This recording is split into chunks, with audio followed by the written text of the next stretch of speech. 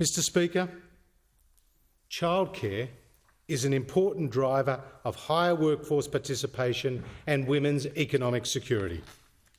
In this budget, we are making a further and targeted $1.7 billion investment in childcare. This will increase the affordability of childcare for low and middle income families. 250,000 families will be better off by an average of $2,200 a year, giving more parents, especially women, the choice to take on extra work. Mr. Speaker, our economic plan capitalises on the opportunities that will exist on the other side of this crisis.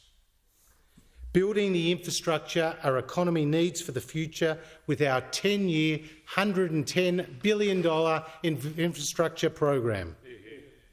Tonight we make $15 billion in additional infrastructure commitments, including for the North-South Corridor in South Australia, the Great Western Highway and Newcastle Airport in New South Wales, the new Melbourne Intermodal Terminal in Victoria, the Bruce Highway in Queensland, MetroNet in Western Australia, highway upgrades in the Northern Territory, Light Rail Stage 2A in the Australian Capital Territory and Midland Highway upgrades in Tasmania. In this budget, we also invest a further $1 billion in road safety upgrades to save lives and a further $1 billion in local road infrastructure projects. Funding for these shovel-ready projects will be provided on a use-it-or-lose-it basis.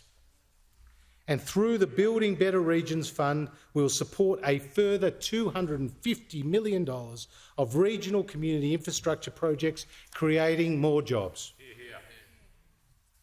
Mr. Speaker, under the Coalition, regional Australia will never be taken for granted. Throughout the pandemic, we have seen how quickly Australians have adopted, changing the way we work, shop and communicate, a trend that will only accelerate.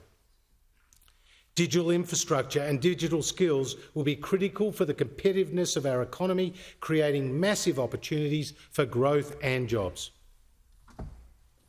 In this budget, we are investing $1.2 billion in our digital economy strategy, establishing a new national network of artificial intelligence centres to drive business adoption of these new technologies, expanding our Cyber Security Innovation Fund to train the next generation of cyber security experts, and undertaking a digital skills cadetship trial which combines workplace and vocational training. Mr. Speaker, Australia's manufacturing sector will be a key driver of future jobs and higher wages.